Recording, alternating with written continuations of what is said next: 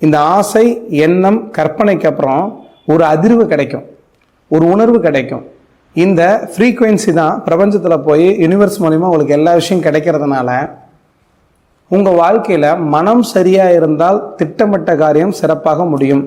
நீங்கள் பிரபஞ்சத்துக்கு என்ன கொடுக்குறீங்களோ அதை அப்படியே திருப்பி கொடுக்கும்.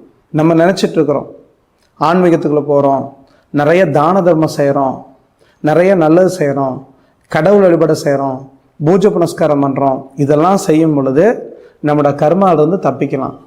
ஆனால் உண்மையாக அப்படி தப்பிக்க முடியாது. என்ன காரணம் அப்படின்னா, நீங்கள் இதை செய்யணுங்கிறது கூட கர்ம வினையோட ஒரு பகுதி தான். அப்போ யார் ஒருத்தர் எந்த விதமான நோக்கமும் இல்லாமல், எந்த விதமான எதிர்பார்ப்பும் இல்லாமல் பிற உயிர்களை தன்னோட உயிராக பாவிச்சு எல்லா உயிருக்கும் நல்லது செய்யணும்னு நினைக்கிறாங்களோ அந்த உயிர் பிரபஞ்சத்தில் ஜெயிச்சுக்கிட்டே இருக்கும். ஆனால் அந்த உயிரை சார்ந்திருக்கக்கூடிய எல்லா உயிரும் சிறப்பாக இருக்குன்னு சொல்ல முடியாது. நம்ம வாழ்க்கையில் ஒவ்வொரு கணத்தையும் விழிப்புணர்வோட, உணர்வுபூர்வமாக நம்ம இதுதான் செய்கிறோம், இன்னதான் பேசுகிறோம், இன்னார்கிட்ட தான் பழகிறோம், இன்னாரை தான் சந்திக்கிறோம், அந்த ஒவ்வொரு கணத்திலையும் யார் வாழ்கிறாங்களோ அவங்களுக்கு கண்டிப்பாக அவங்க வாழ்க்கையில் நவகிரகத்தினால் ஏற்படக்கூடிய கெடுபலன்கள் எவ்வளோதான் நடந்துச்சுனாலும் அவங்க கணத்துக்கு கணம் வாழும்போது வழி தெரியாது. அதிலிருந்து கடந்து வரக்கூடிய வல்லமை அவங்கள்ட்ட இருக்கும்.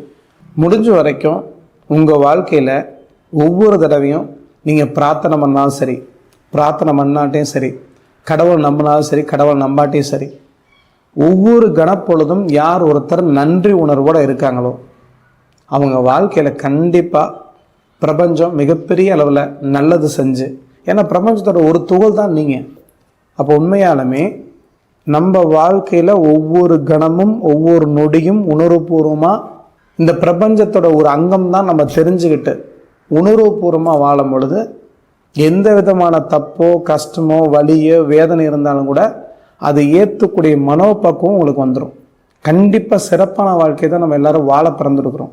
அப்போ உண்மையாலுமே பிரபஞ்சத்தை பொறுத்த வரைக்கும் ஒரு மனுஷனுக்கு கூட்டி குறைச்சி, ஒரு மனுஷனுக்கு இது வேணும் இது வேண்டாம் அப்படின்னா ஒன்றும் கிடையாது.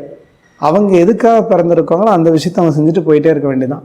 இவங்க எதுக்காக பிறந்திருக்கோம் இந்த விஷயம் செஞ்சுட்டு போயிட்டே இருக்க வேண்டியதான். இங்கே சரி தவறு நல்லது கெட்டது அப்படி எதுவுமே கிடையாது. உங்களுக்கு ஒரு கஷ்டம் வலி வேதனை ஏற்படுதுன்னா அவங்களை மடைமாற்றம் பண்ணுது, எதையோ நோக்கி போக சொல்லுது.